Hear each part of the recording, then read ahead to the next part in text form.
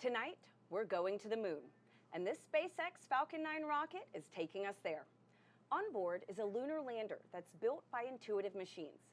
It's carrying science and technology investigations from NASA's Commercial Lunar Payload Services initiative. This will help pave the way for humanity to live and work at the moon. Hello and welcome everyone to the Kennedy Space Center in Florida. I'm NASA's Tahira Allen, and this is Josh Marshall, the Communications Director for Intuitive Machines. Josh, it is so great to have you here today. I know. Tahira, it is good to be back, and what a difference that 1 year can make. We're back out on the launch pad with another lunar lander and a maturing commercial space program that's ready to support commercial partners and, of course, NASA. And we are so excited to be back on the launch pad with you. Liftoff of Intuitive Machines' moon lander is scheduled for 7:16 and 30 seconds p.m. Eastern Time. And right now, everything is a go for launch. If all goes as planned, that lander will complete its journey about 8 days from now, with a landing at Mons Mouton, about 100 miles from the lunar South Pole and the farthest south ever attempted for a moon landing. One of the main goals is to gain insights into lunar soil characteristics and also detect resources beneath the surface.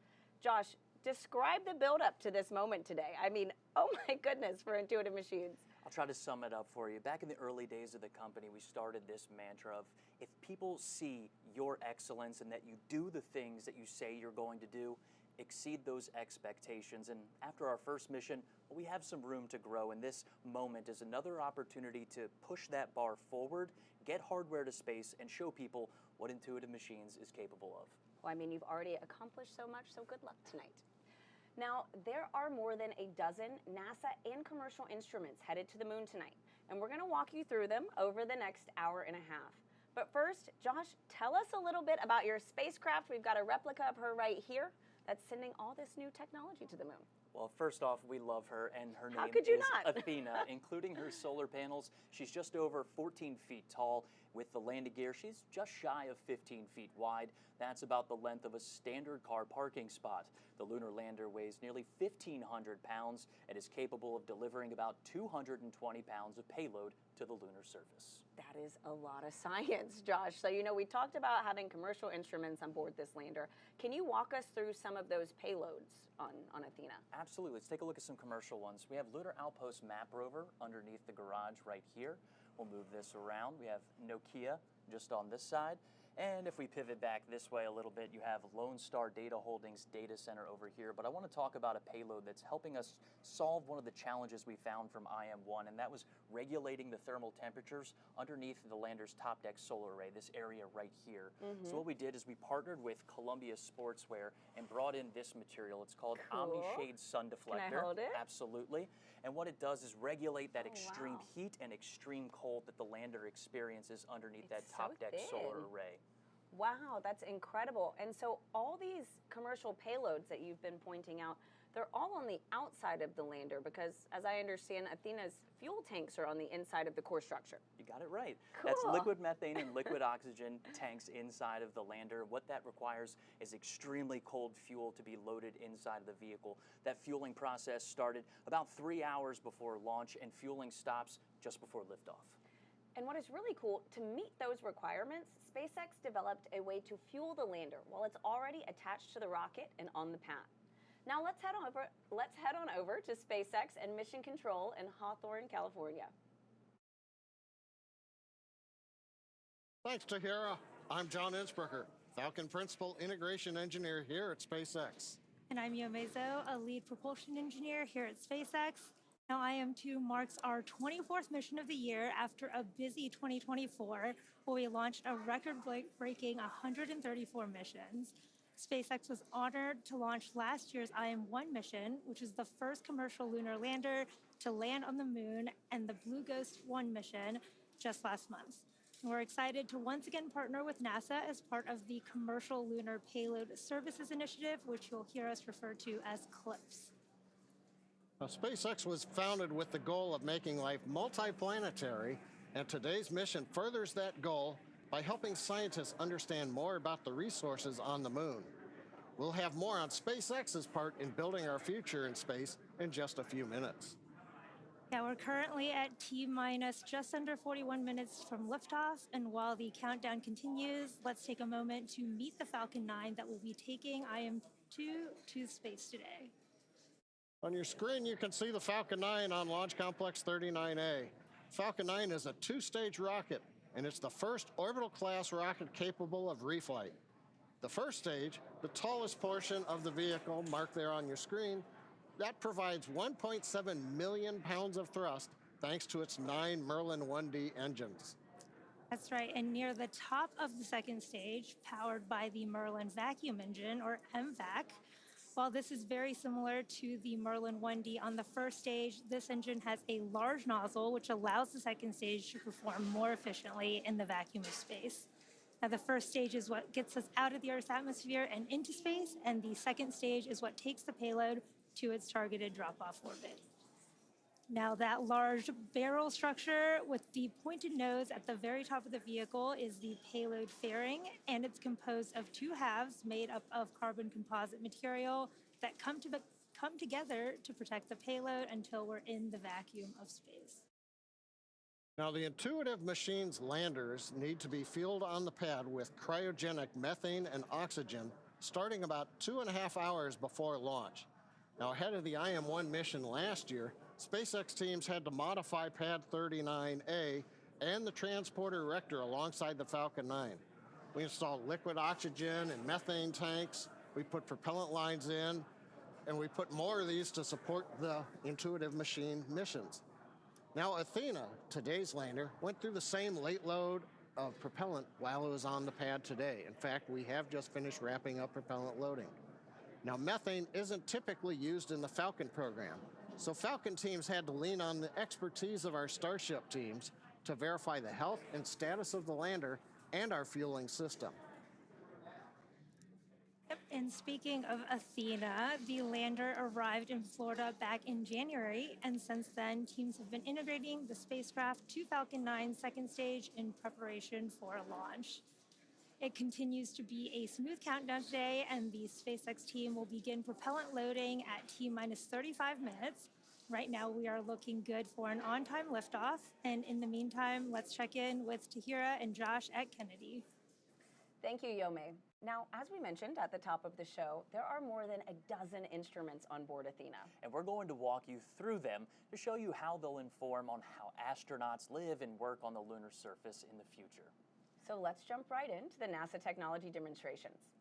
We have the Prime 1 suite, which stands for Polar Resources Ice Mining Experiment. It consists of two instruments, the Trident drill, which you see right here, and a mass spectrometer called IM-SOLO, which you see right down here. And joining us now live to discuss these two tools is Dr. Jackie Quinn, Prime 1 Project Manager with NASA. Jackie, thanks for joining us. Oh, thanks for having me. So let's start with this instrument right here, the Trident drill. Can you walk us through how this works? So actually, this is a life-size rendition of the Trident drill. So that's the exact size that we're going to send to the lunar South Pole. It's big. Yeah, it's actually was designed and built by Honeybee Robotics. It's a percussive augering drill, and it has the ability to sample down to a meter depth. So that's a little over 3 feet. And the way it works is it goes down in about 4-inch sections. It'll go down 4 inches. It'll collect the lunar regolith on the flutes of the drill. It'll bring it to the surface, deposit on the surface, and then it goes down again another 4 inches and deposits. So do that sequentially until it reaches its terminal depth. One of the very cool things about the Trident drill is it has a temperature sensor in the very tip of the drill. So as we're going down, we're going to stop and take temperature measurements at different depths along the way. So we'll get the first thermal in situ readings as we traverse down. That'll be one first. And of course, it's the first robotic drill in the lunar South Pole. So very cool. That's Trident. a couple calls from SpaceX here. Aboard the launch auto sequence immediately and proceeding to launch abort. At T-minus 10 seconds, launch will be hands-off and relying on automated abort criteria for the remainder of the count. And Jackie, paired with Trident is the mass spectrometer, IM-SOLO. I love the name. It's the second part of Prime 1. How are we able to use the drill in concert with the mass spectrometer. Right. So actually, I have another life-size rendition. This is M-Solo. So M-Solo is a commercially available mass spectrometer built by Infocon, which the engineers and scientists here at the Kennedy Space Center have ruggedized for use in the harsh environment of space. So the M-Solo works in tandem with Trident. When Trident brings up the soil and deposits it on the surface, the activity of depositing it gives enough energy that the frozen gas molecules that are residing on the grains of the soil actually sublimate into the vacuum of space. And when that happens, the mass spectrometer, M-Solo, is able to analyze the molecules and tell us which specific gases we're seeing and what quantity is there. And so, Jackie, real quick, can you give us the big picture? You know, what does the Prime 1 suite contribute to the overall goal of long-term human presence at the moon?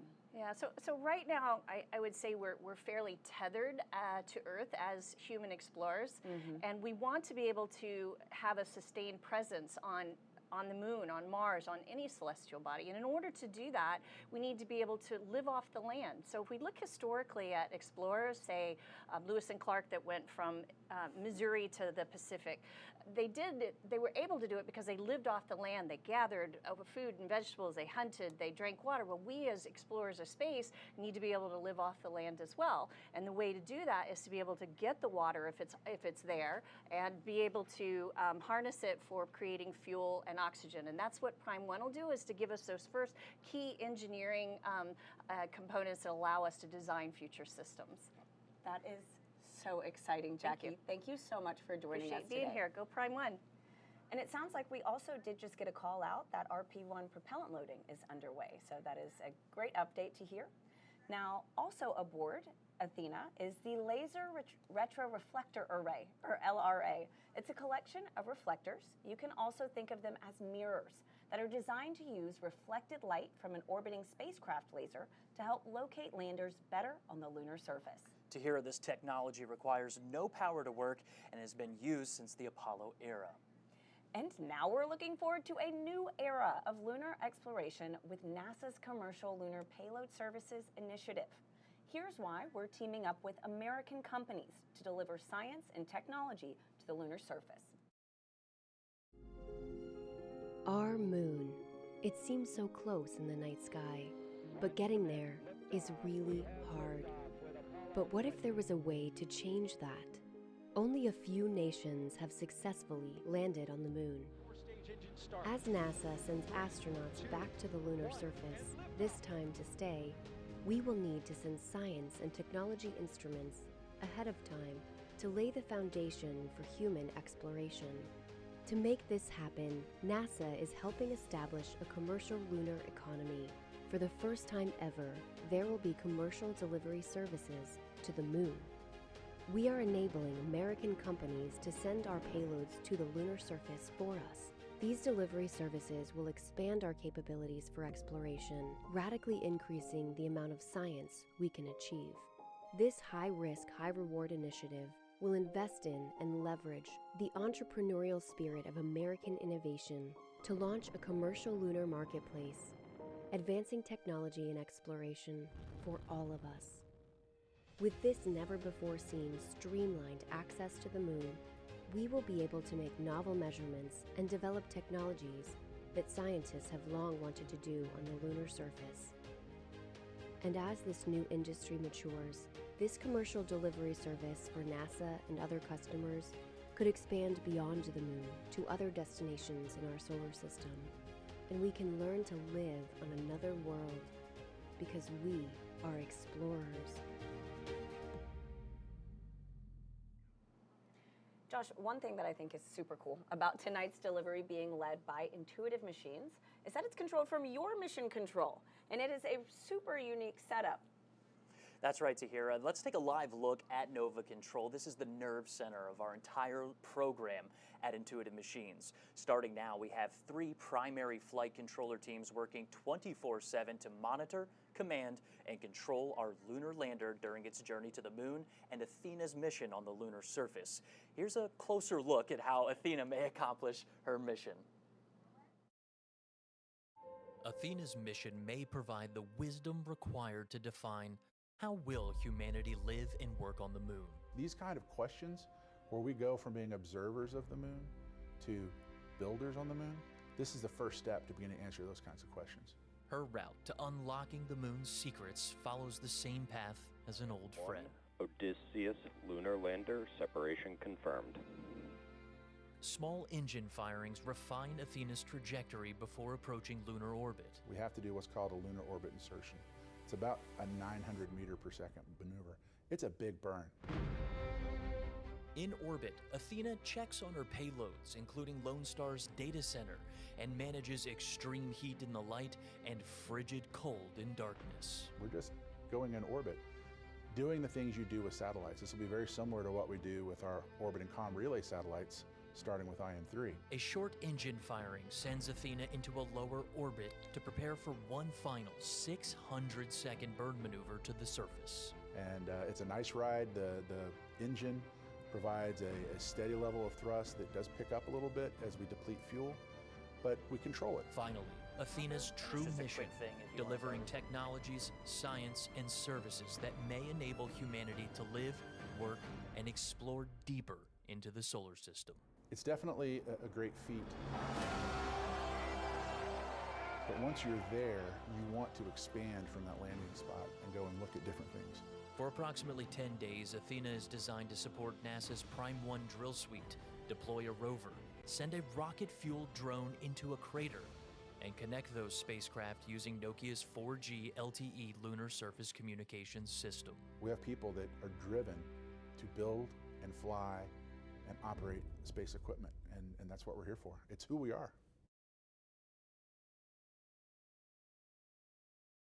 In addition to Athena, Intuitive Machines and NASA developed a first-of-its-kind technology called the Micronova hopper for IM-2.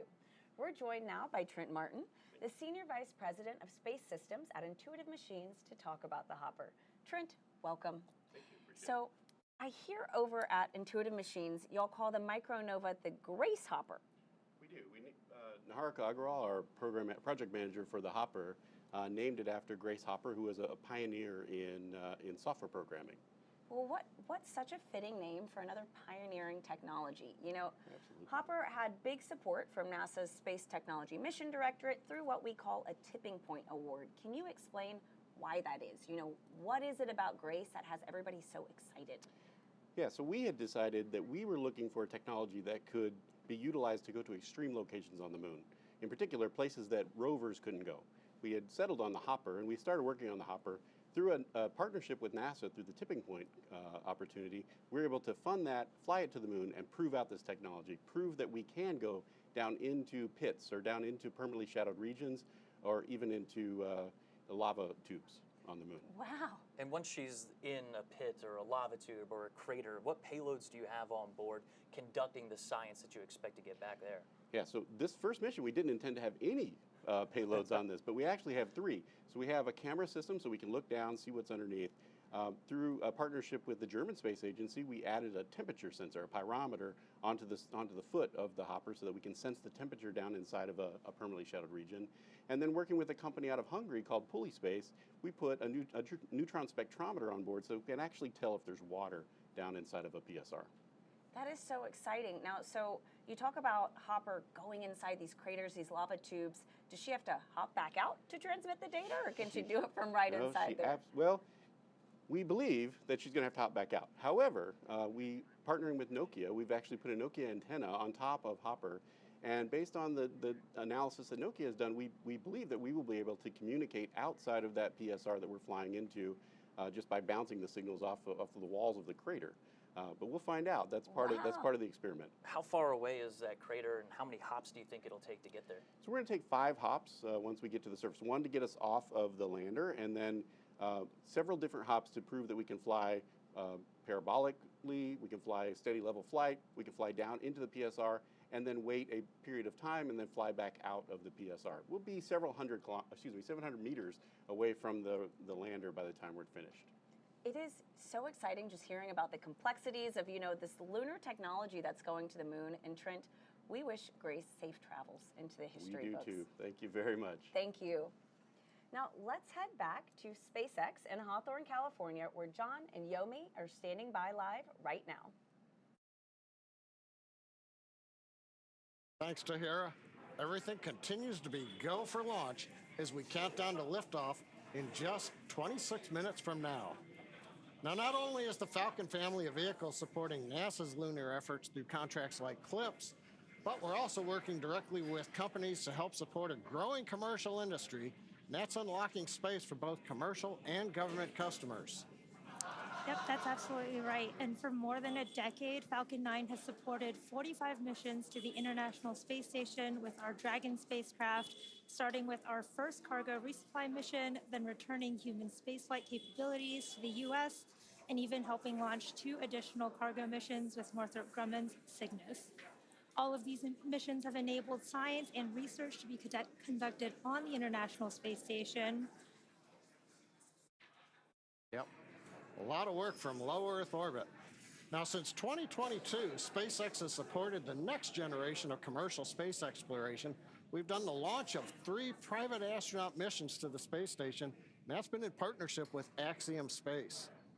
Now, in the near future, Axiom plans to attach a module to the ISS, and that will eventually detach and form an independent station, one of many commercial space stations that will come online soon, as well as after the International Space Station exits service at the end of its operational life. That's right, John. And when ready, SpaceX will help deorbit the space station. NASA awarded SpaceX a contract to develop the US Deorbit Vehicle, or USDV, which is a modified Dragon designed to guide the ISS through a controlled re-entry into Earth's atmosphere. This will be a pivotal moment in spaceflight history, and as the space station departs orbit and hands off the baton for future private missions like those from Axiom or VAST, which is working on developing space stations that launch directly into orbit. And you can see that on your screen right now. Now, SpaceX's drive to unlock space does not end there. In 2021, SpaceX launched Inspiration 4 on a 3-day journey around the Earth. It was the first all-civilian mission to space. And missions like Inspiration 4 that you can see here, Polaris Dawn, and the upcoming From-2 mission, those allow commercial astronauts to conduct research and other activities in the microgravity of outer space, as well as demonstrate new technologies while orbiting the Earth. Now, as some of you may recall, last year the Polaris Dawn crew reached the highest altitude ever in Earth orbit since the Apollo program. They participated in the first ever extravehicular activity, what we call an EVA, where they stood up in Dragon wearing SpaceX-developed EVA suits. They also conducted 36 research studies and experiments designed to advance both human health on Earth and during long-duration space flights. There's a nice view of the very top of Dragon where they conducted that EVA from in the SpaceX suits. Yeah, those were incredible missions. And all of these missions, including today's IM-2 mission, are helping set the stage for future missions to the Moon, Mars, and beyond. And of course, SpaceX continues to support NASA's Launch Services program with missions like Sphere X and Punch, which are currently scheduled to launch in just a few days. So very exciting times ahead, but back to today's mission. Let's check back in with Tahira and Josh over at KSC. Thanks, Yome. So we are at about T-minus 22 minutes from liftoff tonight. Josh, if all goes as planned, this would be the second lunar landing for Intuitive Machines. I mean, that has to feel good. It does. And just last year, we became the first commercial company to land and operate on the surface of the moon, despite a harder than expected landing caused by a laser altimeter mishap. Now, so what did your team do to assess IM-1 and really make modifications for this second mission tonight with Athena? Right. After IM-1, the entire team met and reviewed every minute of the mission, what went right, what went wrong, and identified a few improvements for Athena. Namely, we've taken extra steps in testing to ensure Athena's laser altimeter is rock and roll ready to go, Tahira. I mean, that sounds great, Josh. So let's talk about this landing site. The landing for IM-2 is at Mons Mouton, It's named after the award-winning NASA mathematician and computer programmer Melba Mouton, who contributed to the successful Apollo 11 moon landing. Mons Mouton is about 100 miles from the lunar South Pole, climbing nearly 20,000 feet high. That's about the height of Mount McKinley in North America. This mountain is also about the size of Delaware, stretching 2,700 square miles, and will be the southernmost lunar landing ever attempted. Now, Josh, can you break down what are the differences between the IM-1 landing site from your first lunar landing and the IM-2 site for Athena tonight? Well, both of these sites are lunar highland areas, very similar when it comes to that. The IM-2 landing site is about twice as close to the South Pole than our first mission. Why was Mons Mouton chosen? Was there anything specific that you all used to really narrow this down for IM-2? That's a great question. I asked our scientists, and as we move closer to the South Pole, combining Earth and Sun visibility becomes more challenging. So we chose Mons Mouton because the Sun and Earth visibility enables a longer surface mission so that NASA commercial payloads may complete their operational goals. It also has a crater close by that we're targeting for Grace to explore called Crater H. We'll have to think of a better name for the next round of explorers that drop by. Absolutely, Josh. That's so funny. Now, and those explorers could be, Artemis astronauts. The Mons Mouton area is also one of the potential landing locations for the Artemis 3 mission. It's a region no other crewed mission has ever landed or explored before. Here's a closer look at the type of preparation that goes into returning from the lunar surface in our Artemis Moon Minute.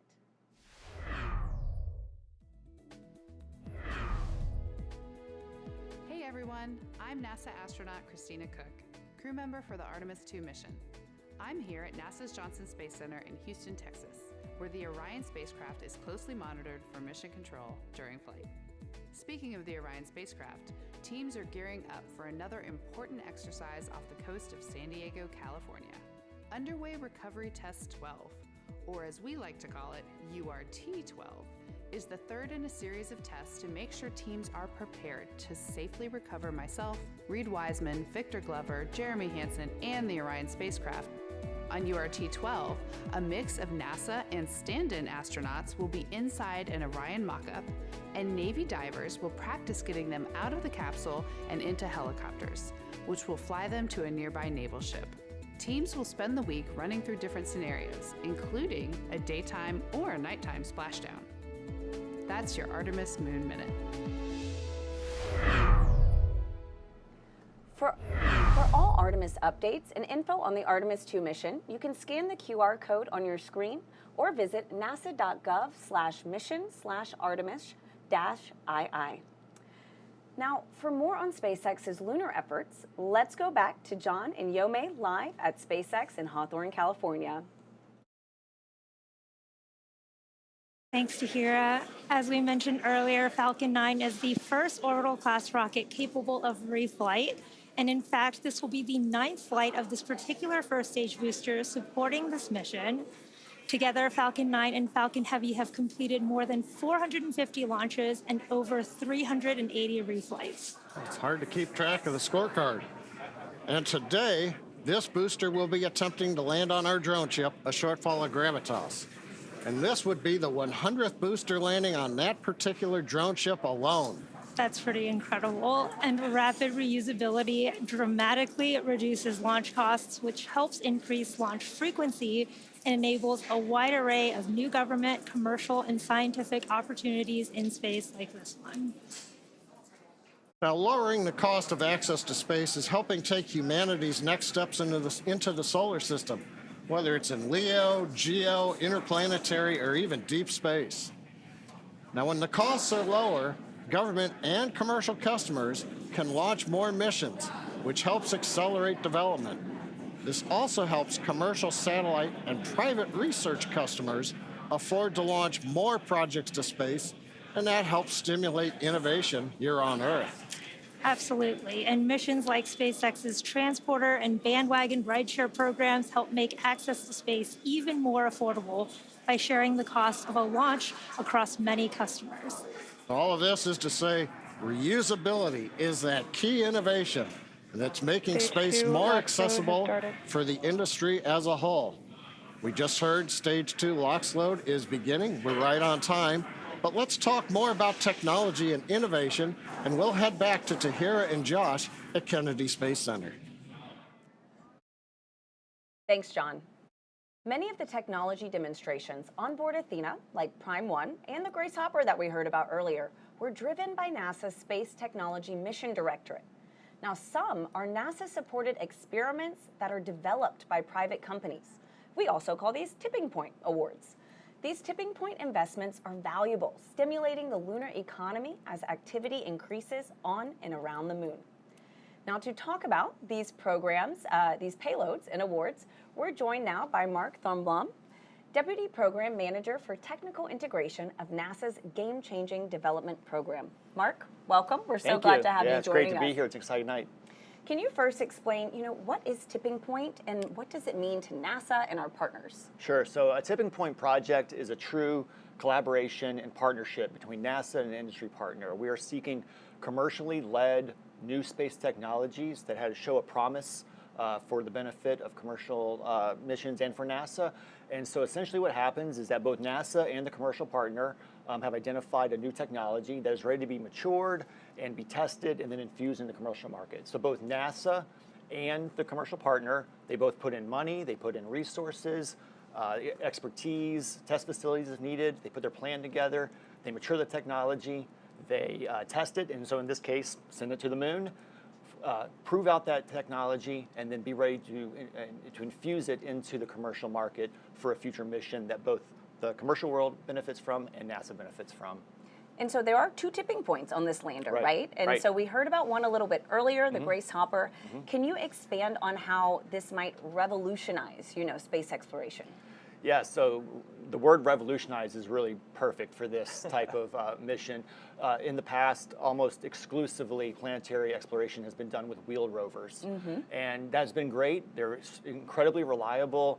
They do their missions well, and we've benefited greatly from them. But we've got to the point now in the science investigations, particularly on the moon, where we need to get into those more hard-to-reach places. In this case, we want to get to the bottom of a crater. We want to get into those permanently shadowed regions where we believe that resources, water, and other volatiles are there that we can go and eventually extract and use. And so a wheeled rover would be impractical to think that you could get down those steep slopes, over those cliff edges, down into those extreme temperatures, and then back up, right? So the fact that you have a hopper that can come up, over, set down nicely, do the science it needs to do, and then safely get out of there really changes the game on where we can go and do science on planetary bodies. And it's not just applicable to the moon, it has reaches out towards Mars and beyond. All right, Mark, I'll throw you a curveball. Sure.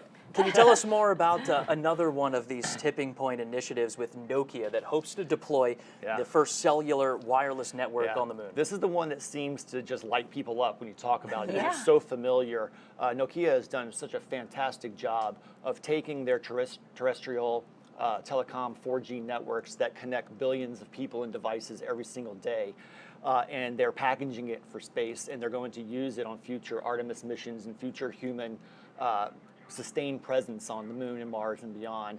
And so to get a 4G network and to get that high-speed data, voice and datacom, and have your kind of local internet connecting all your devices up there really is an important part of meeting communication requirements for a human mission. So this demonstration is going to teach them a lot about what they need to do to collect that data. The environment is obviously very different. You're in a vacuum environment, the temperatures are different, the regolith's going to play. So the way the network responds will be a little bit different on the moon than here. So they need to collect that data so that they can go back and optimize their systems and be ready to deploy on a human mission. Yeah, I think revolutionize was the right word for these 2 payloads. This is incredible. Awesome, Mark. Josh, so how is this integrated onto the Athena spacecraft then? Well, Nokia's network in a box is mounted high up on one of Athena's closeout panels, and she has 2 antennas on top of Athena, and it connects both of those lunar mobility vehicles that we're talking about exploring the moon's surface.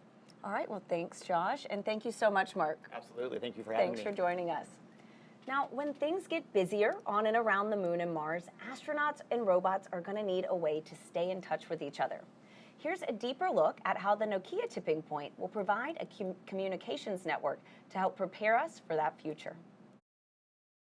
On Earth, a cellular network has many components: base stations, radio units, and a core network that manages the connection between users and the network. Nokia's technology miniaturizes and integrates all of these components into a single network in a box. This is Nokia Bell Labs Network in a Box that you can hold in your hands. It contains every single component that make up a 4G LTE network. Scaled down to this size, weight, and power, we could install it onto the Intuitive Machines Nova Sea lander along with specially designed antennas. Every gram that we send to the moon matters. While compact, the system also has many redundancies and fail-safes, allowing it to recover and heal itself. We also overhaul the system software to minimize the impact of ionizing radiation that would normally cause sensitive electronics to malfunction. The network links directly to devices in both the Lunar Outpost Map Rover and Intuitive Machines Micronova hopper. For the mission to succeed, this network must be fully autonomous. It must deploy and configure itself once on the lunar surface. As the lunar rover goes about conducting experiments, and the hopper goes deep within a crater, the network must also constantly make adjustments to ensure it maintains connectivity. This is an uncrewed mission. There will be no human technician to tweak or repair the network if something goes wrong.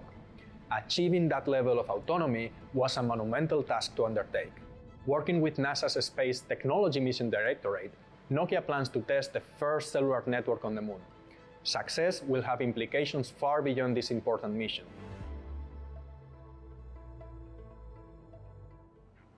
While Nokia's lunar network technology will be the first deployed on IM-2 mission, it's also being adapted for Artemis 3.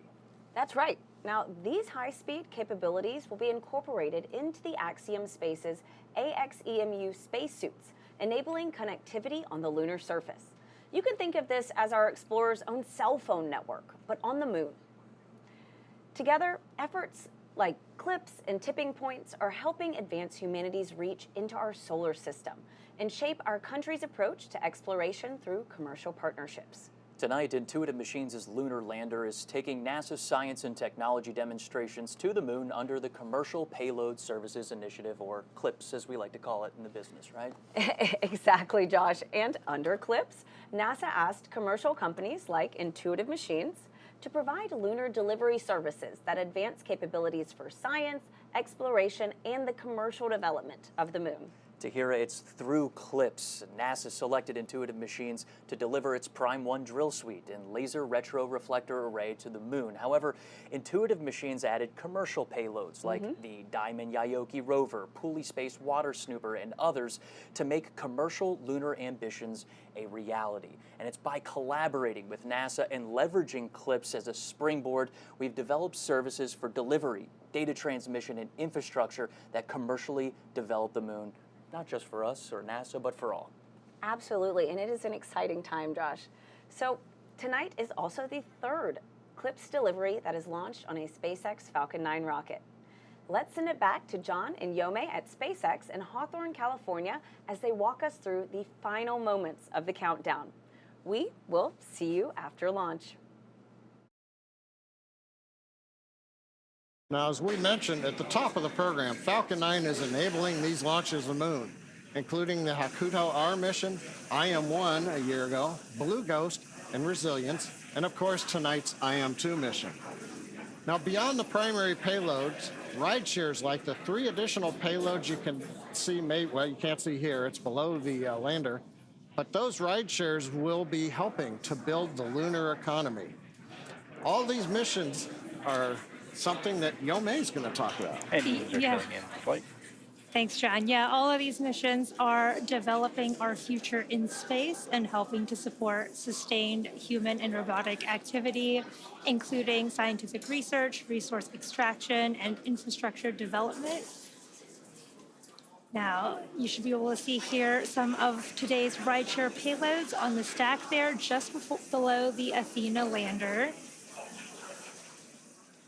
Now, NASA's Lunar Trailblazer is also hitching a ride today And we'll learn more about that later in the webcast, as well as Astroforge.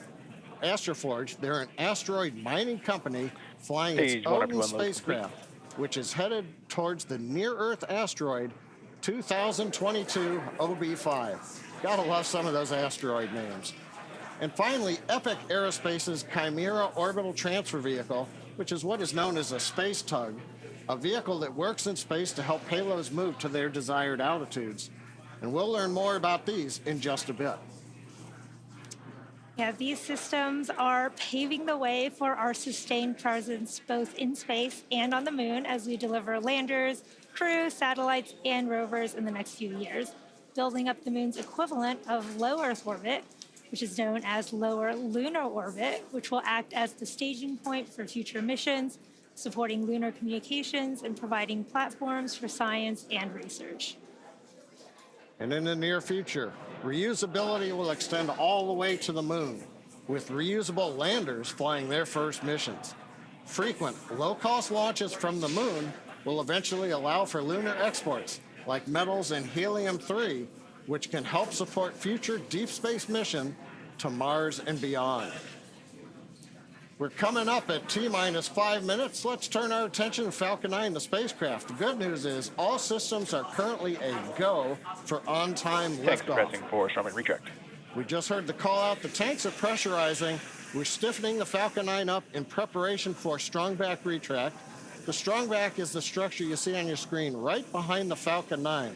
You're looking right now at the payload fairing, inside of which Athena, the lunar lander, and the 3 rideshares are located. We also have had the transition to internal power for the spacecraft. That happened several minutes ago. Also, we heard some of the call-outs. Strong back retract is running. There's strong back retract begin to run. We have finished loading fuel on the first stage. We are loading liquid oxygen on the second stage, so we are on time, not working significant issues. What we're waiting to see right now is the 2 clamp arms from the strong back begin to open up. I think we can just start to see it now. It takes about 16 seconds to retract. Following that, we will then begin to recline the strong back away from the Falcon 9. Yep, and you can see those clamp arms are opening as we speak. The vehicle is nearly fully loaded with propellants and will complete at the T-minus 2 minute mark. The range is also green and ready to support today's launch. And if for any reason we do not launch today, we do have a backup opportunity tomorrow at 7:11 p.m. Eastern Time. At this point in the countdown, both the first and second stages are nearly fully loaded with 1 million pounds of kerosene fuel and liquid oxygen. Falcon 9 uses 2 propellants. One's a refined form of kerosene called RP1, or Rocket Propellant 1, and we also use LOX, or liquid oxygen, as our oxidizer. Now, fire generally needs 3 elements to ignite: heat, fuel, and an oxidizing agent, in this case, oxygen. That's the fire triangle. In our case, the liquid oxygen is chilled well below its boiling point. That makes it denser, and that means basically we can load more of it into the rocket. Yep, and the third part of that fire triangle is a chemical known as TTEB, or triethyl aluminum and triethyl borane, which we use as an ignition. Stage 1 lock load complete. There's that call out for stage 1 LOX load complete. And the combustion of RP1 and LOX is what makes the rocket go, and it's that TTEB mixture that sets the match to the propellant mix. Now, in addition to finishing LOX loading on the second stage in about 30 seconds, we'll have another major event at T-minus 60 seconds, and that's Falcon 9 computers going in startup. The autonomous first and second stage internal flight computers will take over the countdown. Inside of T-minus 2 seconds, we'll light the Merlin 1D engines for liftoff. And right now, though, coming up on T-minus 2 minutes, the Intuitive Machines payload continues to be healthy, and the Falcon 9 team is tracking no issues on the rocket.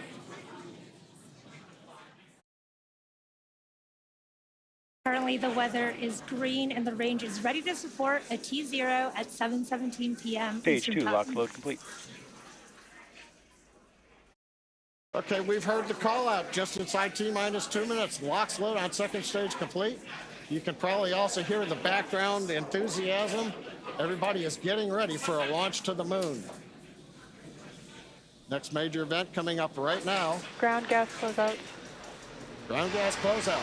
That means that strong back alongside the Falcon 9. We're draining any propellant from the ground lines.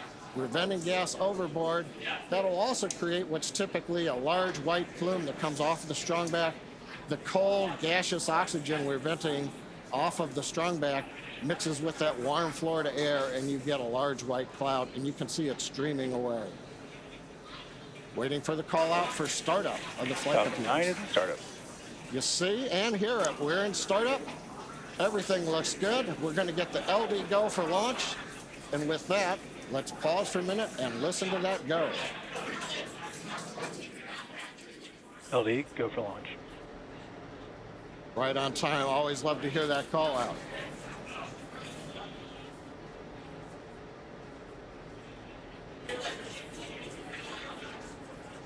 T-minus 30 seconds and counting.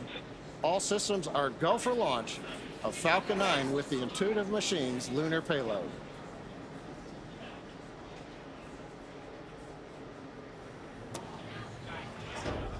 T-minus 15. T-minus 10, 9, 8, 7, 6, 5, 4, 3, 2, 1. Mission and liftoff. Go Falcon, go Intuitive Mission.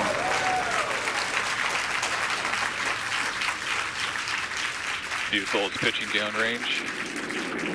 And looking forward to this number.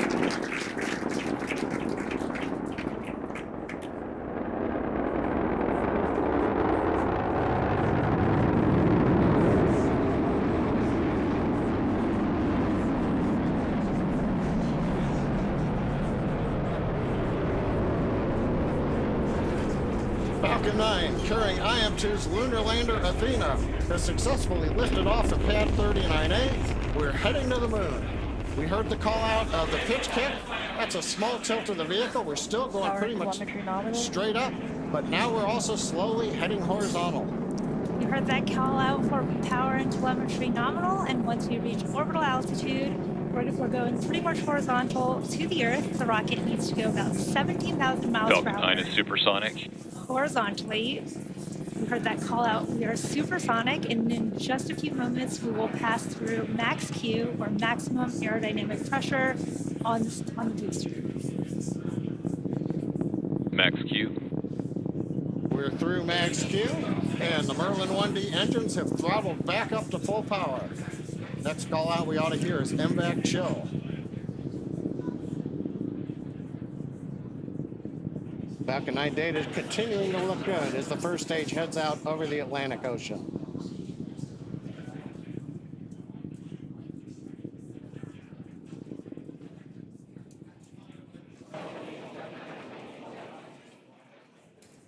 Trajectory looking good on Falcon 9. Now we're going to have a few events coming up in quick succession. We're going to start with MECO, main engine cutoff. That's the point during the flight where we shut down the 9 Merlin 1D engines on the first stage. Then we'll go into stage separation, and then SES-1, which is the second stage engine start number 1.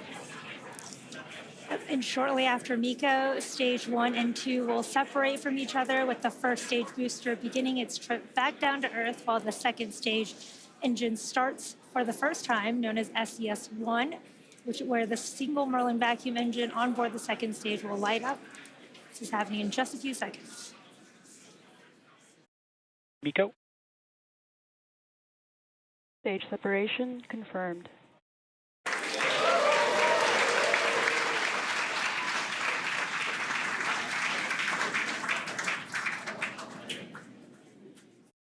And vac ignition. Call-outs of 3 good events. You heard it, and you should have seen it there on the webcast. MECO stage sep and SES-1. Now the first stage is not powered, it's shut down. Great views coming from the second stage cameras as we have just had sunset a little while ago at Kennedy Space Center. The first stage is now coasting to apogee. That's the view on the left side. We're slowly turning using cold gas thrusters. We're turning to orient the engines into the direction of flight. Also, you may have been able to make out in a little bit of the light, the titanium grid fin deployment is underway. We're using pneumatic gas pressure. Confirmed. And here comes fairing separation. And a beautiful view. Looking at Athena and the ride shares on top of the second stage stack. So we had good fairing Vehicles separation. are on a nominal trajectory. Trajectory's nominal. First stage is looking good as it goes to apogee. Second stage under power. Yome, everything continuing to look good right now on the mission. Yeah, we are at just over T plus 4 minutes into today's mission.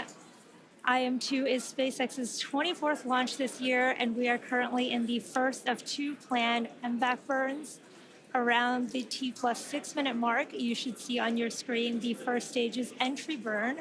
It's currently making its way back down to Earth. And for that entry burn, we will relight 3 of the M1D engines on the first stage, starting with the center engine, followed shortly by the engines next to it, which will slow down the vehicle as it passes back into the Earth's atmosphere. Now we need to slow down the first stage to reduce re-entry forces, which will help us recover and reuse that first stage. And you can follow along on your screen to the telemetry on the bottom left and right of your screen for the stage 1 and stage 2 speeds and altitudes. Now you may have noticed on the left side of your screen, first stage altitude has begun dropping. We have reached apogee, and now we are under the pull of gravity, headed back down to the Atlantic Ocean. Now to slow us down, we'll use that entry burn. And that means we're firing 3 Merlin engines to decelerate the Falcon 9, but we'll still be moving very rapidly. And that's going to cause the vehicle to fly through the Merlin exhaust gases. It's also known as the rocket's plume. And this will deposit a layer of soot on the vehicle surface, one of the signatures of a flown booster. Now that soot comes from the carbon-based fuel that Falcon 9 uses. Now it took us almost 2 minutes since separation to get up to apogee. It's going to take the rocket just as long to bring the first stage back down to the edge of the atmosphere for the entry burn coming up in just about 20 seconds or so.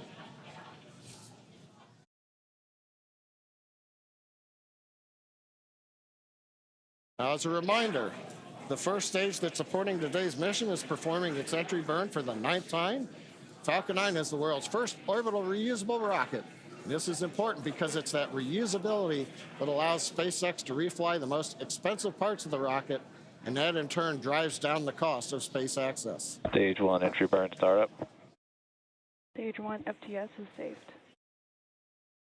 There's that call out for entry burn startup, and this will be about a 30-second burn, slowing that first stage down as it re-enters the Earth's atmosphere.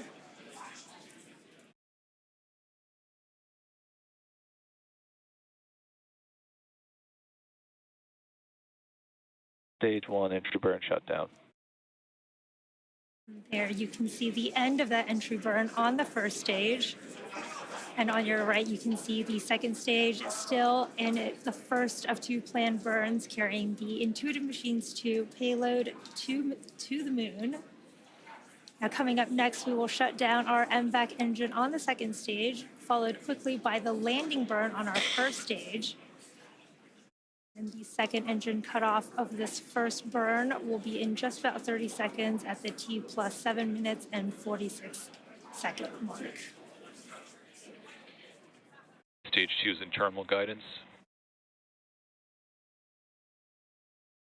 You can see on your bottom right the speed of the second stage accelerating as we are in that burn. Stage 1 transonic.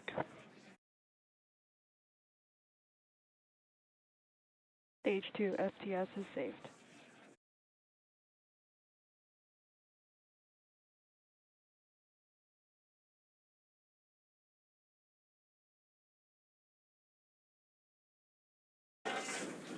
MVAC shutdown.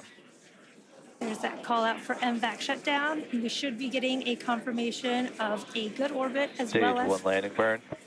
there is that stage 1 Nominal landing parking burn. orbit. And that confirmation of a good orbit on stage 2. Let's watch stage 1 come back home. Landing leg deploy.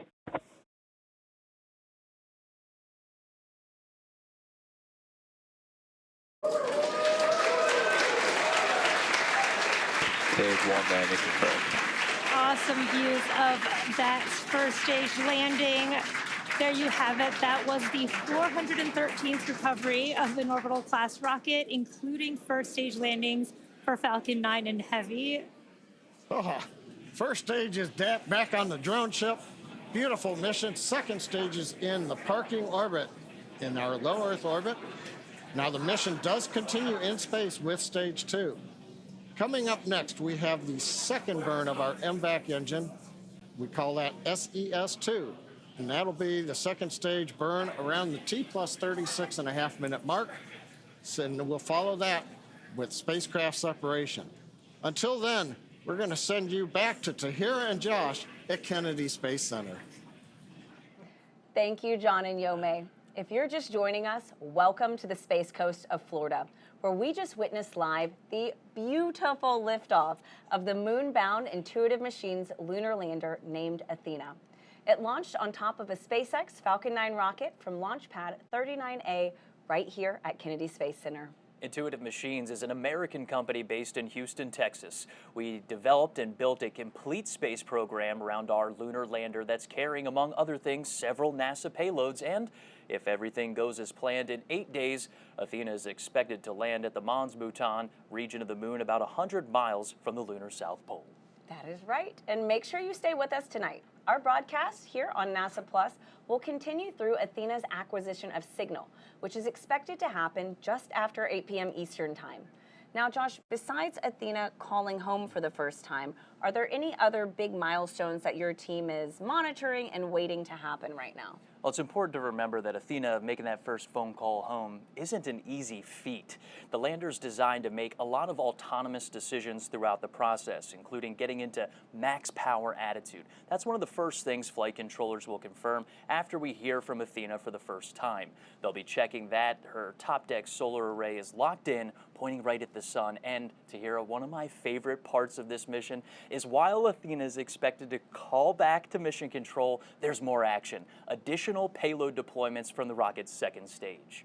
I am super excited for that too. I don't think I've seen multiple rideshare payloads, release, and they are called ride shares. And while they aren't hitching a ride to the moon with Athena, they are on the same rocket, and Intuitive Machines has 3 of them, including the Lunar Trailblazer, which is managed by NASA's Jet Propulsion Laboratory. It's the only NASA science investigation on this mission that will not land on the moon. Once it deploys, it will orbit the moon about 60 miles from the surface to help scientists better understand the lunar water cycle. It will also inform future human missions as to where supplies of water may be found and extracted as a resource. The mission is managed by NASA JPL, and its science investigations and operations are led out of Caltech University. And we are joined now by Dr. Rachel Klima, Lunar Trailblazer Deputy Principal Investigator, to talk in more detail about Lunar Trailblazer. Now, Rachel, first though, what a launch tonight. Oh my gosh. Were you able to witness that? Yes, I was. It was, my mind is blown, not just because the launch was so beautiful, but like to have worked on something for so long and see it go, like, I don't know how this is my life. Congratulations, absolutely. Can you tell us a little bit about the goal of the Lunar Trailblazer mission? Sure. So Lunar Trailblazer, we proposed it in 2018 to follow up on some of the observations that were made almost about a decade before that of water on the surface of the moon, across the entire surface of the moon. So we're going back to study the form, the abundance, the distribution of that water, and to understand whether the water actually migrates across the lunar surface so we can characterize this lunar water cycle. Wow. Tell us a little bit more about the science instruments on board that help you achieve that mission. Sure. So the way that we're doing that, we have 2 state-of-the-art instruments. We have one called the high-resolution volatiles mineral mapping, mineral moon mapper, excuse me. I'm a little excited. It's a proper government name. Yeah.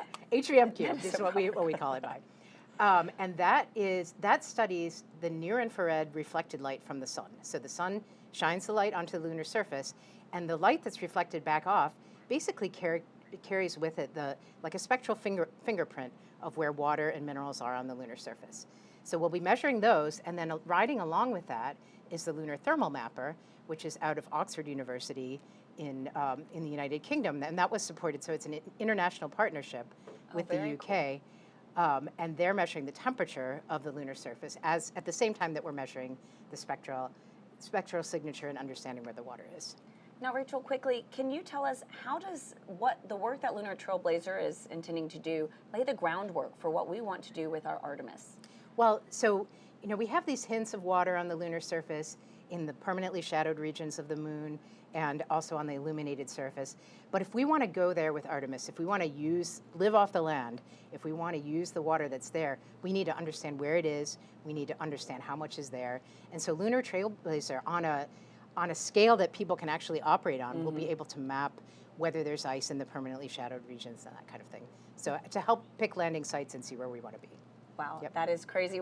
What an exciting future. Thank you so much for joining us, Thanks, Rachel. Rachel. Okay. All right, thanks very much. Now, Josh, I understand that there are a few other commercial rideshare payloads that, like Lunar Trailblazer, will deploy from the Falcon 9 rocket after Athena. That's right, Tahir, and you can see it at home in this animation. Athena separates, and then the 3 rideshare payloads deploy. This animation has a condensed timeline. We actually expect the payloads to separate about 5 minutes after Athena.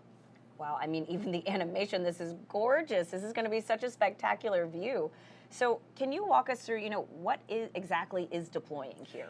Well, what you're watching are all of the rideshare deployments, including Astroforge, a space mining company, using this mission to scout its target asteroid that is out of this world, and deployment of Epic Aerospace's payload called Chimera. It's an orbital transfer vehicle intended to deploy multiple payloads after separation.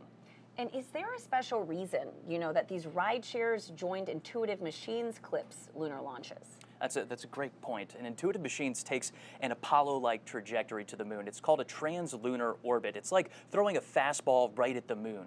It enables Athena to get there in about 8 days, but for ride shares, it's an opportunity to get into a high-energy orbit to get places like the moon or a deep space asteroid like Astroforge. It's also an opportunity to send our future lunar data relay satellites on the same launches as our lander missions, starting with IM-3, which is, of course, also carrying our CLIPS payloads from NASA. That's right, and IM-3 will be Intuitive Machines' 3rd lunar delivery mission as part of CLIPS, an initiative where NASA and American companies have teamed up to explore the moon. Now, a lot of research needs to happen before humanity can live and work on the lunar surface. And these CLIPS missions are like our stepping stones towards creating that sustainable future. In the end, the rewards outweigh the risks. Landing on the moon is hard. We're going back. Under this Artemis program, we're going to be sending humans to the moon for the first time since Apollo. So ahead of humans, we want to get up as much science exploration and technology experiments as possible. So CLIPS starts facilitating a lot of the early science, the things we want to learn before we even send humans. CLIPS stands for Commercial Lunar Payload Services, CLPS. The services part is the key element. Ordinarily, when NASA delivers a payload to the surface of the moon, they do it with a commercial partner, but NASA controls the building of the vehicle. Now, we're buying the service of delivery of our lunar payloads to the surface of the moon. It is a delivery service, akin to a delivery service that you'd have here on Earth. NASA will provide payloads to a commercial company. They decide how to get it to the moon. They have to develop their own lander, but they also have to manage the entire end-to-end mission. It's meant to provide affordable, rapid, frequent access to the lunar surface through American companies.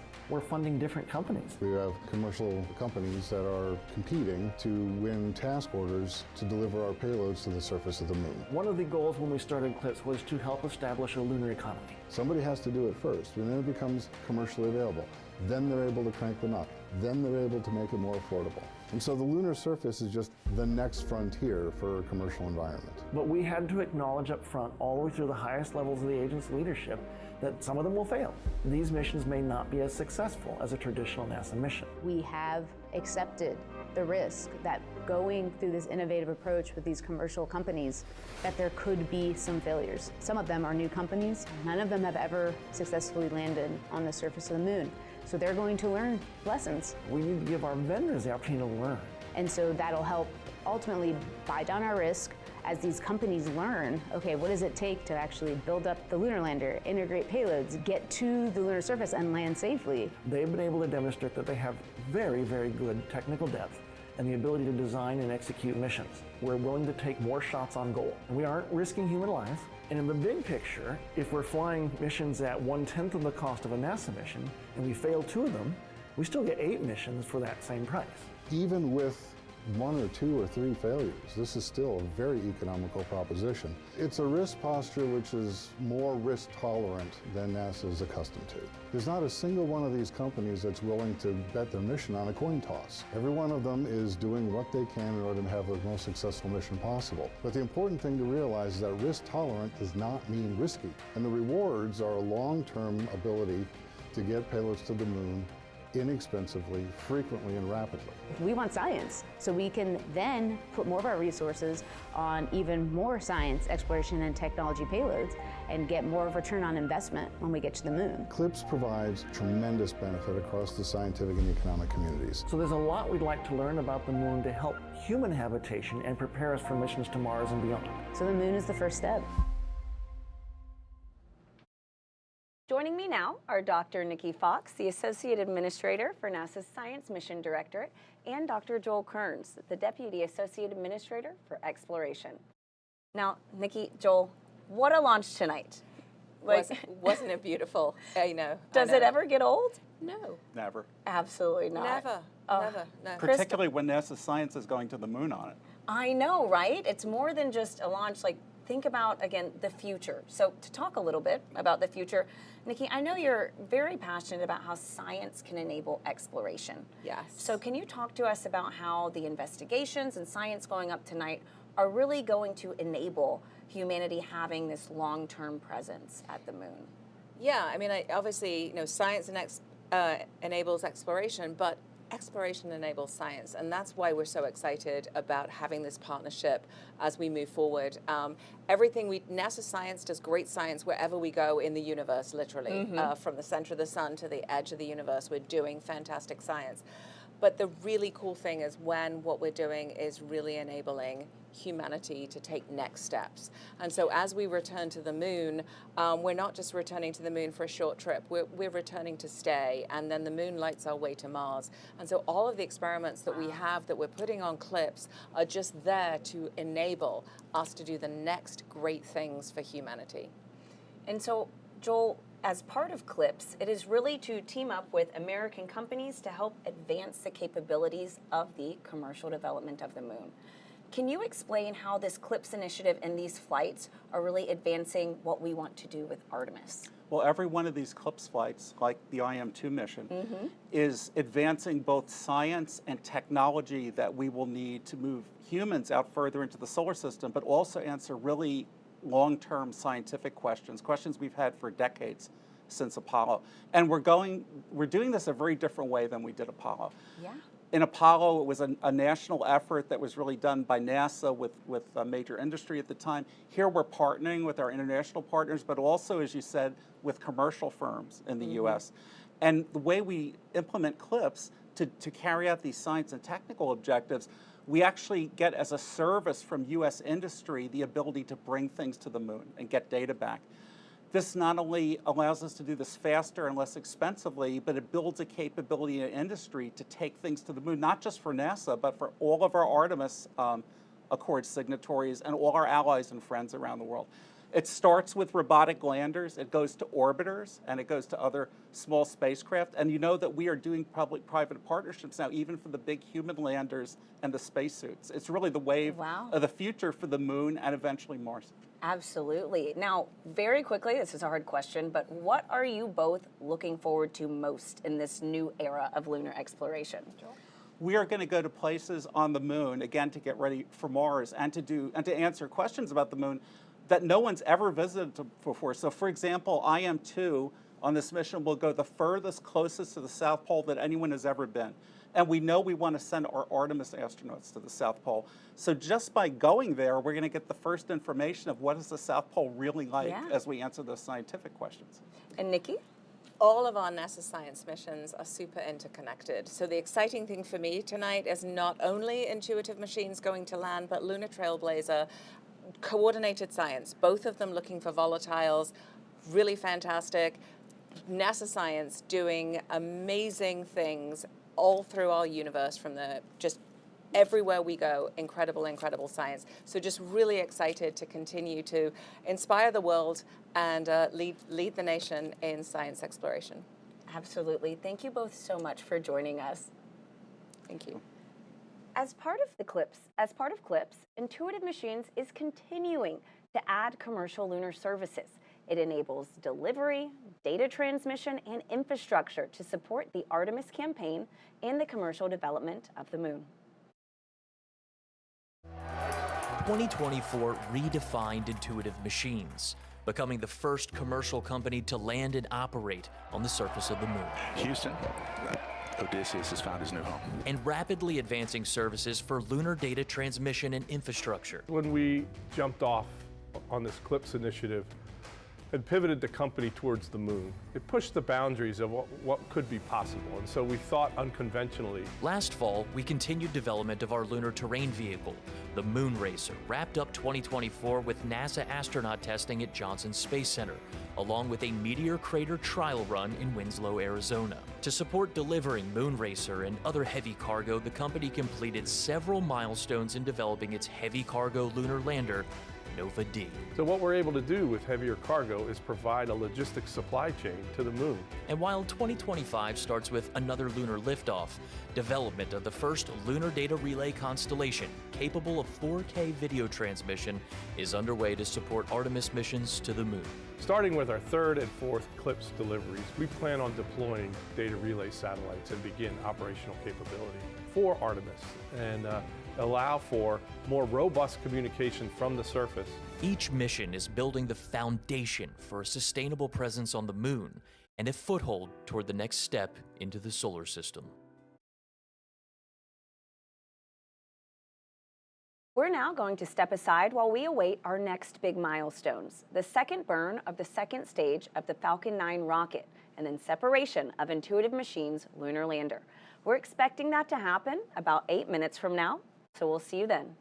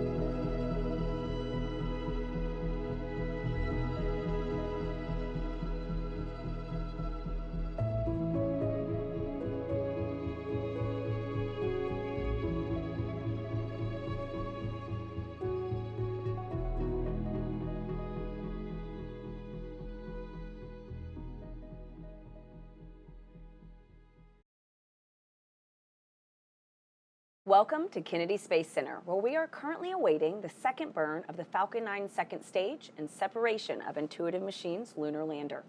This comes after a successful liftoff of the Falcon 9 rocket with the Intuitive Machines' lunar lander named Athena at 7:16 and 30 seconds Eastern Time tonight.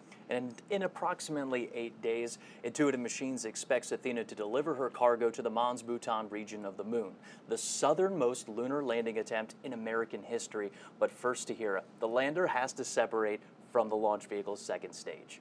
And for that, let's go back live to SpaceX in Hawthorne, California, where John Innsbrucker and Yomei Zhu are standing by as we await that second burn and then spacecraft separation.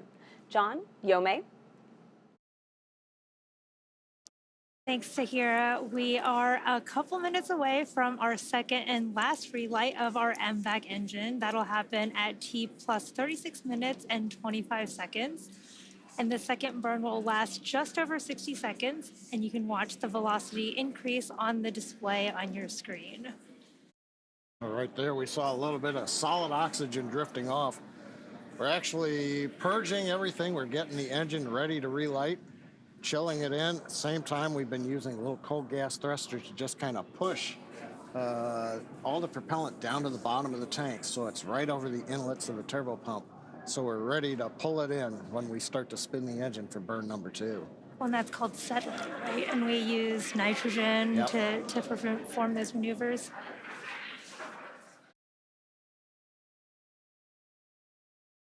And we can't see those thrusters that John mentioned. They're on the right on the main second stage, and we just have the MVAC engine view here.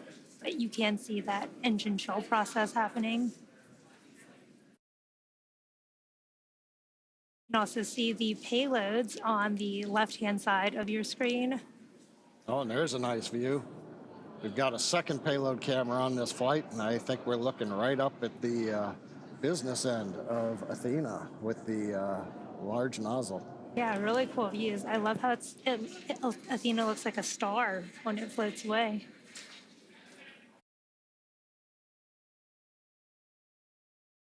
Again, we are coming up on that second engine startup 2 in just a few seconds here. Again, this will be about a 60-second burn.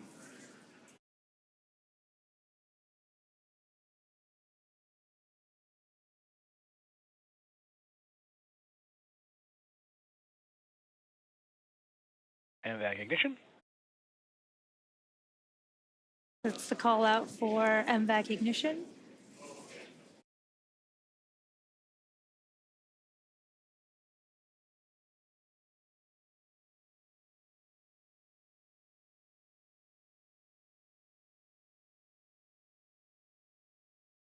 Always cool to see that MVAC nozzle start glowing in the middle of the burn.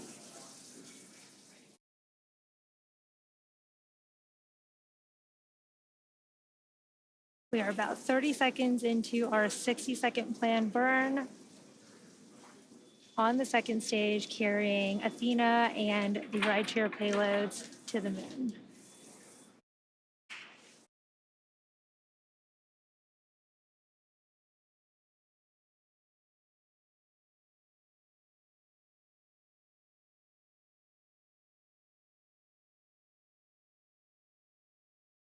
MVAC shutdown. There is that call out for MVAC shutdown. We've completed that second burn of the second stage.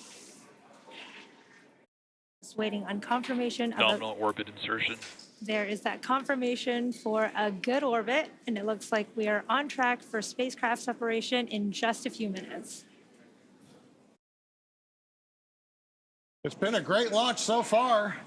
Coming up 38 minutes since we had the liftoff. And now we're waiting for that IM-2 lander to separate from Falcon 9's second stage. A little bit of a recap while we're waiting for that. That comes in a little under 6 minutes from now. We had an on-time liftoff shortly before 7:16 p.m. Eastern Standard Time from Launch Complex 39A at Kennedy Space Center.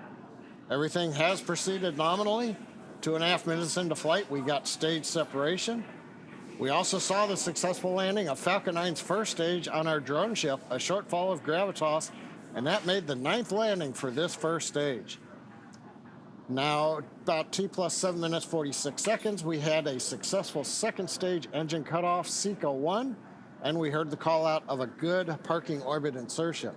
Now, that was the first of 2 burns of the second stage engine, and we just saw the second burn of that engine complete, and we also are in a good transfer orbit right now.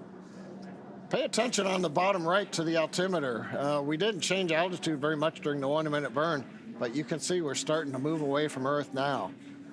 Now the vehicle is coasting at this point in time. Payloads are still attached as we're counting down towards the separation of the Athena lander.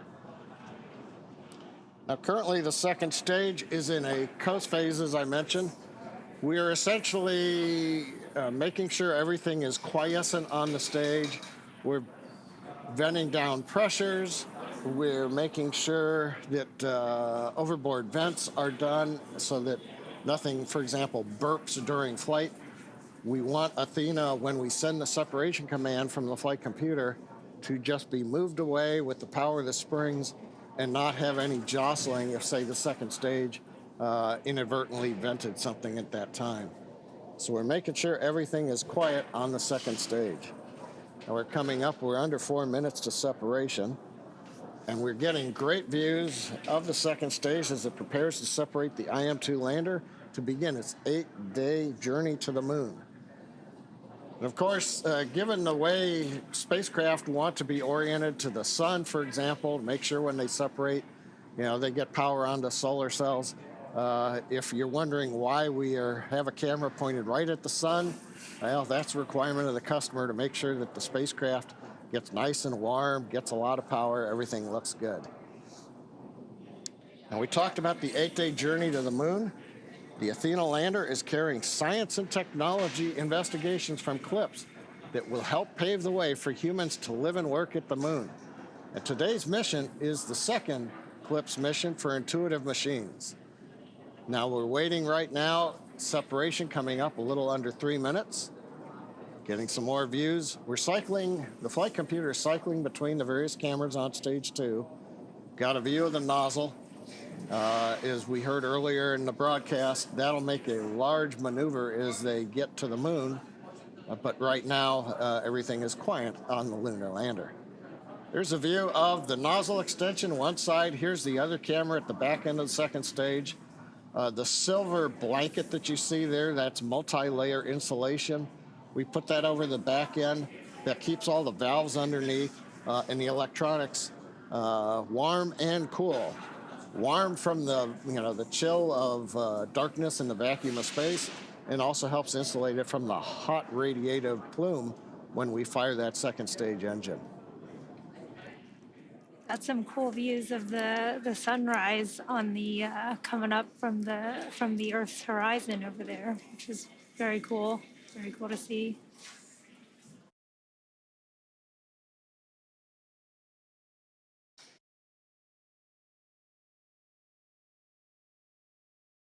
"42 minutes, everything continues to be nominal on the second stage.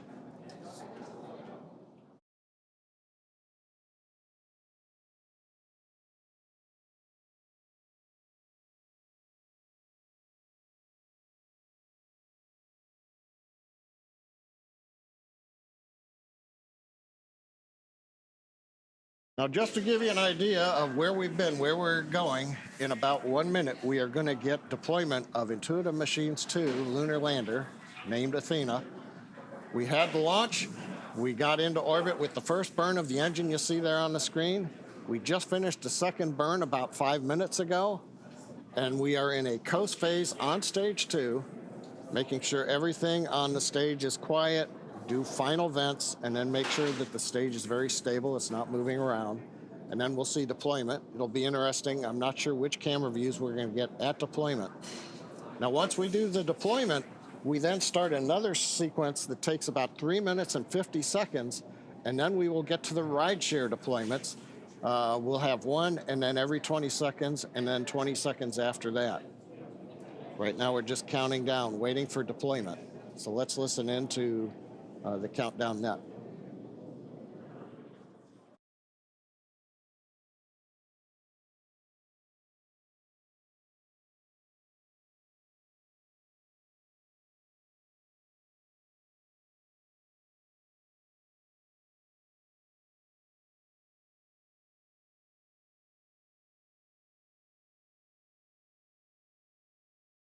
There is that deployment. You can see IM-2 Nova C lunar lander named Athena floating away from Falcon 9's second stage, confirming spacecraft separation.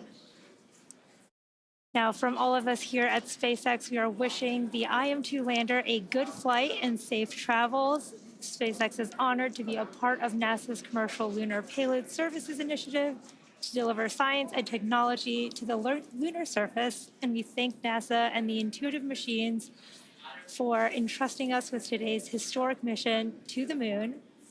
Now, while we wait for the next development, let's bring in Tahira and Josh back at KSC. Yo, May, that was absolutely gorgeous. What an excellent throw from SpaceX to Tahira. What do you think of that shot? It is unreal, literally. It's so gorgeous.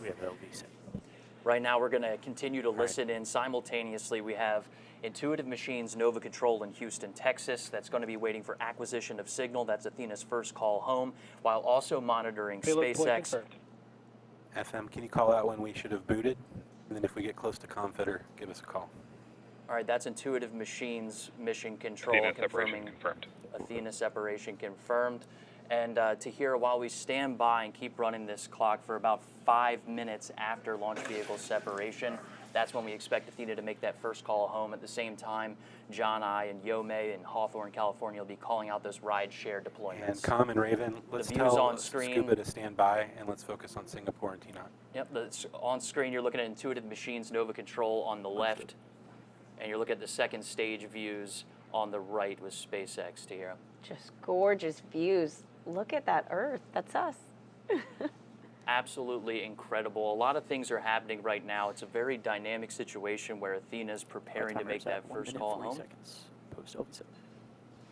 We're counting out the time that since Athena has separated, and that's because at launch vehicle separation, Athena starts a countdown to when she can power says on. 1 minute 47 is the earliest time for transmit. We are at 1 minute 55. All right. Copy. 1 minute 55. Here, let's go ahead and pause and listen into the loops here as we listen to Intuitive Machines Mission Control. Keep active comm. Give us anything you got from the ground station. As well as SpaceX and Hawthorne waiting for those rideshare deployments. Let's just listen in here. AD permissions back to T-Naught for a second. Here we go.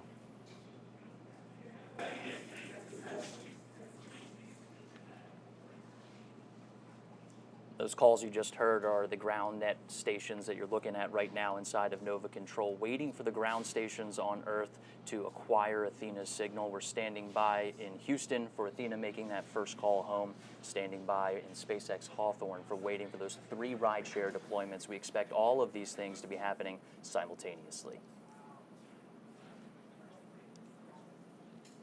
And Josh, right now from Hawthorne, we should be about 30 seconds away from starting that sequence of rideshare deploy. First up should be Astroforge's Odin. 20 seconds after that, Lunar Trailblazer. And then 20 seconds after that, Epic's Chimera.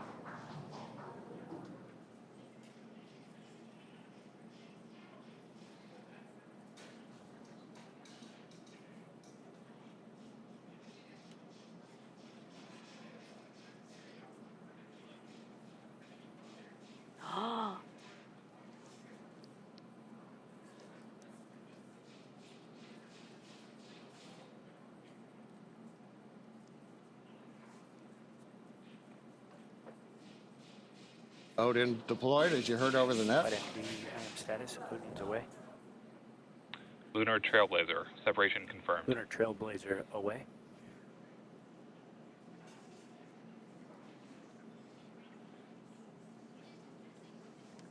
We heard the call out in the acknowledgement. Lunar Trailblazer separated. Wait about another 10 seconds, and it'll be Chimera. We will have an OEM for them. Priority right now is Singapore. Chimera away. Understood. All spacecraft are separated. 4 minutes, 15 seconds past that. All right. Now Josh Tahira, Falcon 9 second stage has sent its commands. Everything successfully deployed. Now we're waiting a word from you all on acquisition of signal from Athena. Thanks a lot, John. We're still listening in to Intuitive Machines' Nova Control. IM status waiting for 1909 for our window to open for visibility on the first station. That's flight controllers waiting for that window to start listening in for Athena to make that call home. We're just about inside of that expected window for her to make that first call, Tira.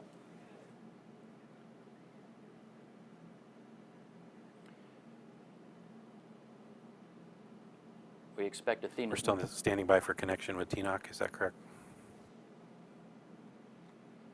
That's good readback. I'm getting. Should I enable randomization? Yeah, we're getting some information. We're waiting for visibility at our first ground station to hear. Those are the large radio astronomy dishes on Earth that are needed to make that connection to Athena out in space. What she's doing right now is autonomously commissioning. That's a process where she's turning on her power systems, getting into max power attitude. That's pointing that top deck solar array right at the sun, making sure we're getting good power coming through. Again, I'm just getting a little bit of information here that the visibility of the first station, that first ground station, to make that connection with Athena, 1909, so probably here just in the next couple of minutes. Mission Control is just going to be standing by for that opportunity. Until that window comes, 6 minutes post-up. We're not going to hear that confirmation until that ground station's ready to receive that signal. Now, Josh, what happened? We're expecting 1909 for the visibility. That's correct.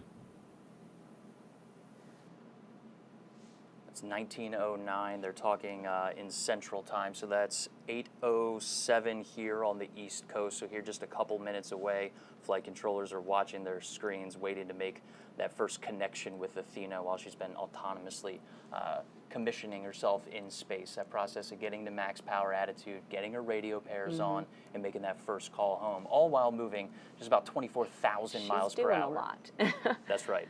Now, Josh, what happens if Athena exceeds that time window? Well, if Athena exceeds that time window, it's okay. She's also programmed to swap radios and antenna pairs to get in a better configuration to make first contact with flight controllers that your folks at home are watching on the left side of your screen. That's Nova Control in Houston, Texas.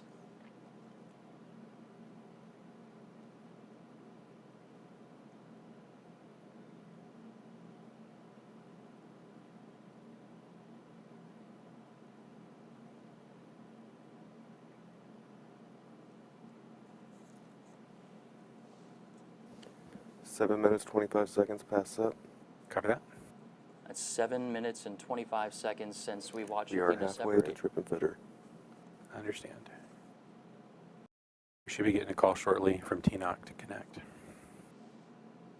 All right, that's a good call from our activity director. That's John Graves, waiting for our ground station to connect to Athena as we continue to watch video from the second stage. That's SpaceX on the right and Intuitive Machines on the left. We'll see, what time do we have here? About 8:08 p.m. Eastern Standard. We're standing by for the ground stations on Earth to receive the signal that we expect. Athena is ready and already making that call back through that autonomous commissioning process. Tahira, you touched on what happens if we don't make this connection. It's going to be all right. It's okay. Okay, good.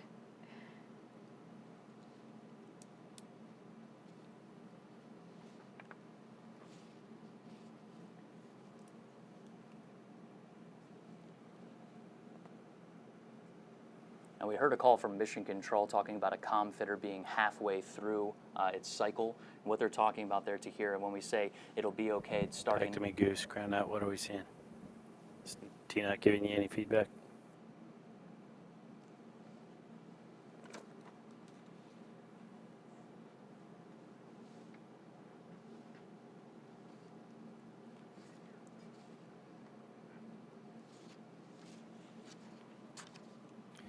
While they're working that, when is visibility open for Okinawa? 1:29. All right, so we're listening in to when those ground stations will have coverage to connect with Athena in space. What about DSS-34? Let's go ahead and toss it back to John and Yome in Hawthorne, California. In 5 minutes. We are 9 minutes, 30 seconds past that. Copy that. And FM Oh, comes down thanks, 15 Josh. minutes and it just swaps pallets, right? Now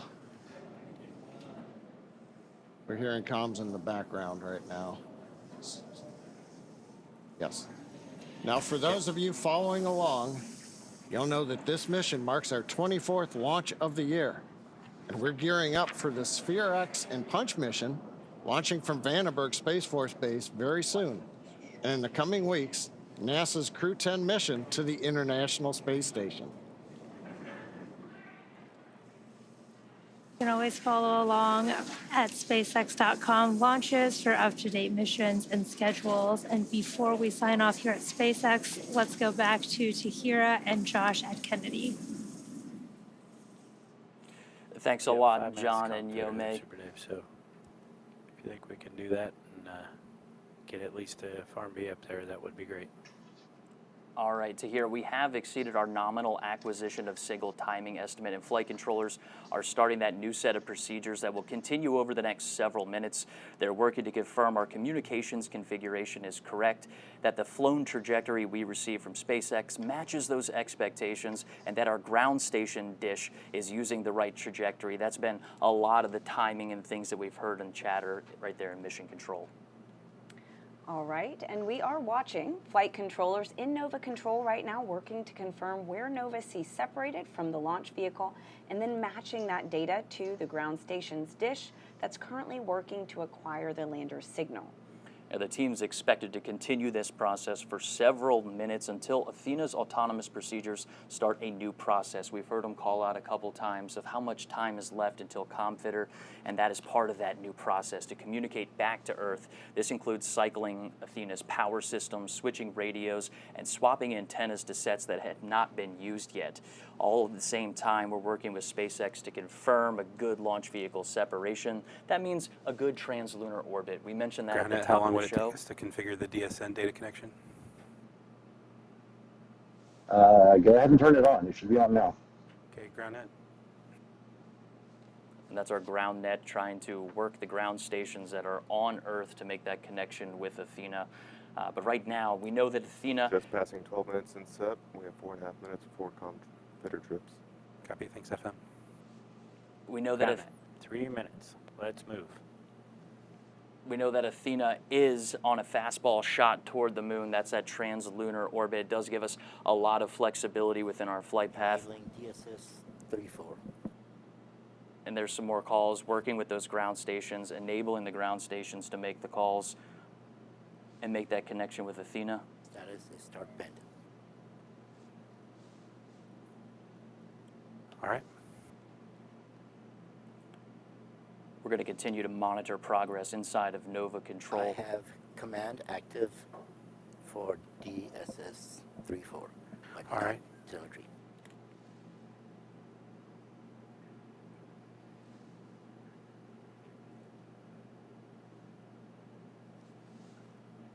Setting command off.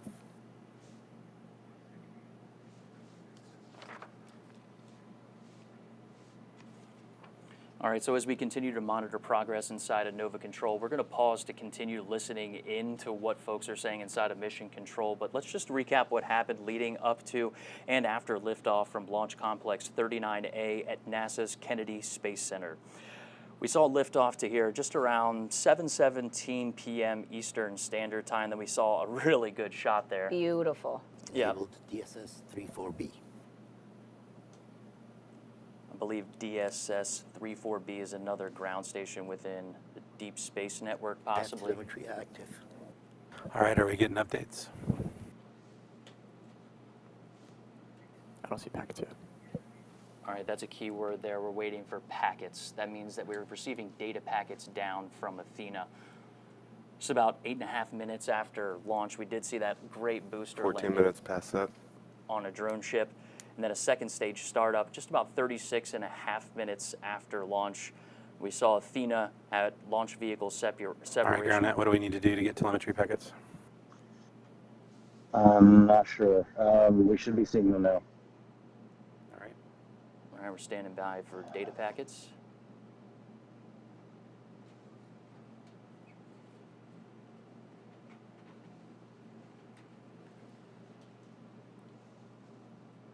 everyone glued to their screens here. We had launch vehicle separation with Athena just shy of 43 minutes after launch. Nominal acquisition of signal, about 5 to 7 minutes. We've exceeded that time. We touched on that autonomous process of what Athena is doing, but right now it's more of a manual process inside of mission control as those flight controllers are working to configure the ground stations that are required to make that call. It's possible that Athena is powered on. All right, so while TNOC is working, looking for anything we can shake on the DSN side to get packets.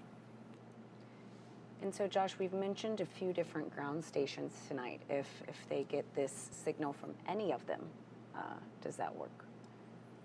Yeah, it sounds like they're switching over ground stations as we're listening in. I'm not familiar with which one and where they're working those, but they're working to get that signal from Athena, and that's coming from our ground net. And you can see folks working inside of mission control trying to solve this problem inside of our circular design control room, allowing folks to kind of wheel around and get the information that they need.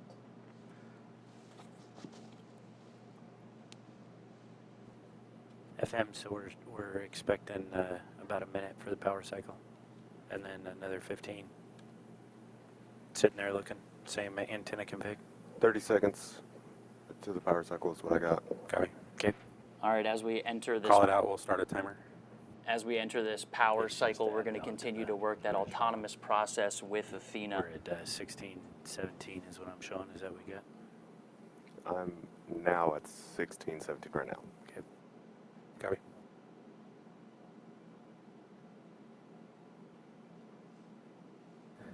Granite, give us calls on the main loop. You are the most important person in the room. Everything you're doing is critical. Call it on the loop, everything you see. All right, as we hit this repowering process, it's going to start several long terms where Background net, everything goes on the main loop. It'll give Athena some time to configure her systems if that's what's required, but it's also going to be some time gaps. Do we have control in the room? It's also going to be some time gaps in between when we can configure these ground stations. Raven. Yep. It's going to start opening up longer periods of when we're waiting for autonomous processes as well as data control to make sure they're seeing packets for us. They have carrier lock, sub-carrier lock, symbol lock, but no telemetry. But they have no telemetry. Copy. All right, that's a good sign. We're hearing carrier lock. That's one of the steps that we heard on our first lunar mission.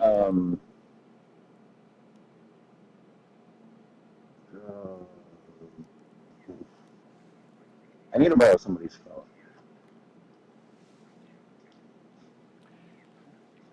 Showing packets. All right, we're showing packets. All right. Oh my goodness. Everybody wake up. Got to keep you on your toes, all right? We're going to start Athena here, and that is a great call. That is an active situation where we're switching ground stations in order to make contact with Athena.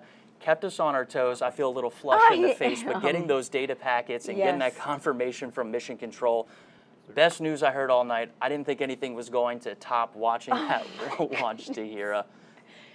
So, Josh, can we breathe easy now? Orange Groundnet, can I? We can. It sounds like we have our packets and we're working those challenges, but the important thing is we'll be providing those updates on our page as well as on our X account.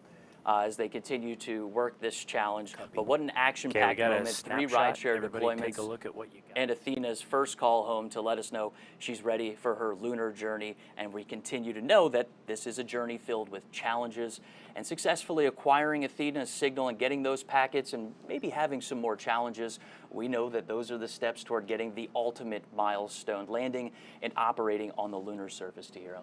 I mean, again, like you said, what an action-packed moment. So glad to get that call out. Now, Josh, can you tell us what is next for Athena? You know, can you give us any details on lunar landing? Well, with today's launch, we expect Athena to land about 8 days from now on March 6th. After vehicle checkouts tonight, we hope to send Athena's selfies with Earth in the background and capture new images along her journey. Over the first 5 days en route to the moon, she'll perform multiple small engine firings to hone in her trajectory toward the moon before committing to lunar orbit insertion. That's about an 11-minute burn to slow the lander down to get captured into lunar orbit. We expect to send another batch of lunar selfies back to Earth during Athena's few days. That's right. And finally, on March 6th, somewhere around lunchtime Eastern, we expect Athena to make a landing attempt and, if all goes to plan, spend about 10 days conducting lunar surface operations. Well, best of luck, Josh. That's going to wrap up NASA, Intuitive Machines, and SpaceX coverage of the launch of Intuitive Machines moonlander Athena on a SpaceX Falcon 9 rocket from Pad 39A here at Kennedy Space Center. And again, if all goes well, Athena is expected to land on the moon 8 days from now on March 6th. And we will bring you that coverage live right here on NASA Plus. Until then, you can find out more information about this mission and other NASA CLIPS launches by scanning the QR code on your screen or by visiting nasa.gov/CLIPS. Now, we will leave you with a replay of tonight's launch. From everyone here at NASA, Josh Marshall and Intuitive Machines and SpaceX, I'm Tahira Allen. Have a great night. T-minus 15. T-minus 10, 9, 8, 7, 6, 5, 4, 3, 2, 1. Ignition and liftoff. Go Falcon, go Intuitive Machines.